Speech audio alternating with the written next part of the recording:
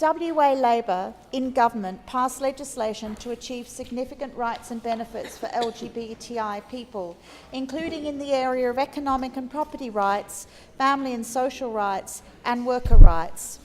Marriage law is undoubtedly the next field of inequality that must be addressed if WA LGBTI couples are to be considered full and equal members of society. How is categorising one couple's relationship as separate by law but with supposedly equal benefits any different from inherent racism or sexism? How is treating one group of people differently from another under the law not a form of prejudice or segregation? The Oxford Dictionary defines prejudice as preconceived opinion, not based on reason or actual experience, unreasoned dislike, hostility or antagonism towards, or discrimination against a race, sex or other class of people. Our current laws on marriage represent prejudice in its purest form. Marriage equality has guided the principle of opportunity.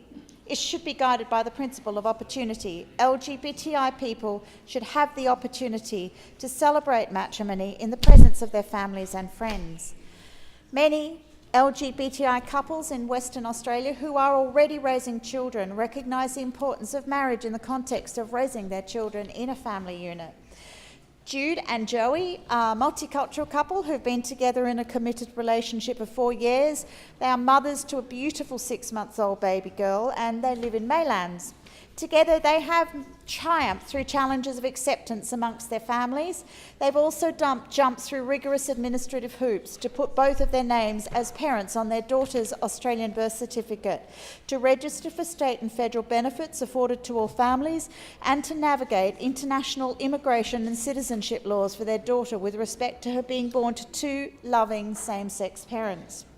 Jude and Joey acknowledge that each of these processes would have been easier if they were allowed to get married in WA.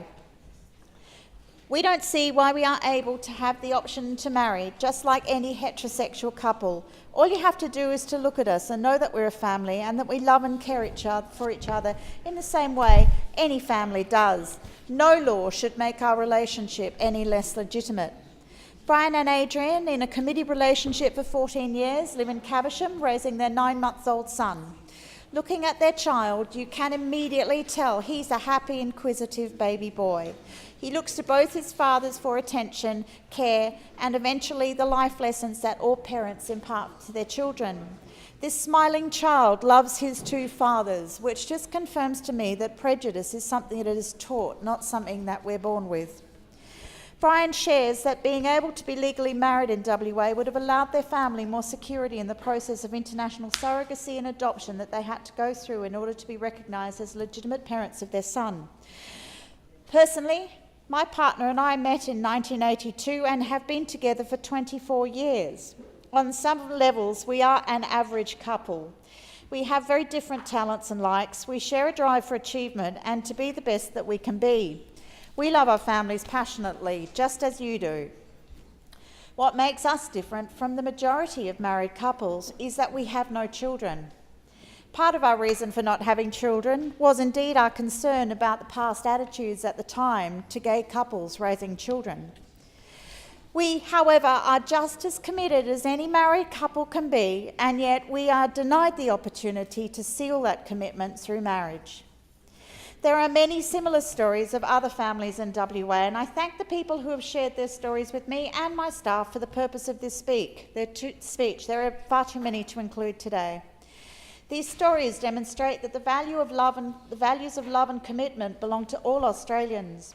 These values are not heterosexual or gay. They are values that belong to all of us. That, Speaker, then is the point of my speech. LGBTI people have fought long and hard to be considered as equal under the law, and this is the next step. Let me inform the House on some of the statistics around public support for marriage equality. Last year, a Galaxy poll found that 64% of Australians and 67% of West Australians agree that same-sex couples should be allowed to marry. This means that if we in Parliament were to accurately represent our constituents by voting on a bill for same-sex marriage, it would easily pass. It's important to note that a related Galaxy poll found that over 50% of Christians in Australia support marriage equality. It is a common misconception that religion alone is blocking same-sex marriage. This is simply untrue, and I'll add to this a bit later in my speech. 81% of young people between the ages of 18 and 24 support same-sex marriage. Not only is this an indication that the issue will not go away, but demonstrates the importance of the progress that we must make for the sake of future generations.